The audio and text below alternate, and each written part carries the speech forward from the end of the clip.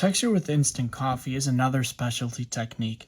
And again, what I mean by that is that you're not using it very often. You have to use it very sparsely. Otherwise, like I said, it starts to look a little gimmicky. So some people have instant coffee at home, some don't.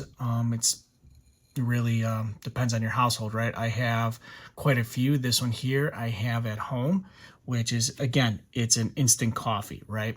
So what it does is it basically melts in or dissolves into your water. So it's not like it has to be brewed, okay?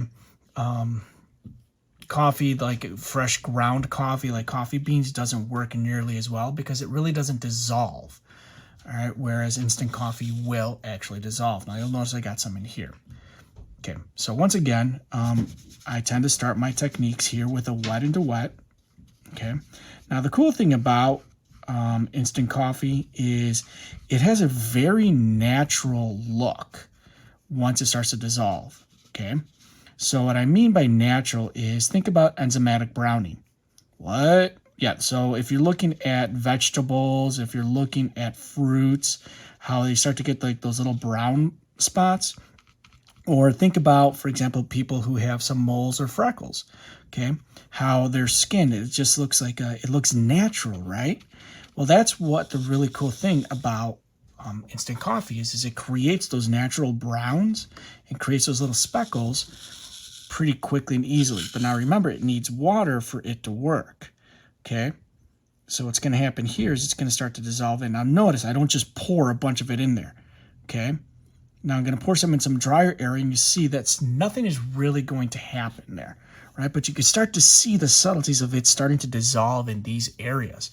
That's why I like to start with like a wet into wet. Because once it's dry, look at that, nothing happens. It's not going to react. So make sure that you put down some water. I like to use a little bit of yellow just to make it look and remind me of the enzymatic browning or the brown spots that you have on fruits. Okay? And then go have a cup of coffee. Here's what the coffee looked like once it was dry as well. So take a look at how where it really piled up, it actually starts to get a little bit shiny. So be careful about not to pile too much of it up. You'll notice that it starts to dissipate a little bit more where there's more water, okay?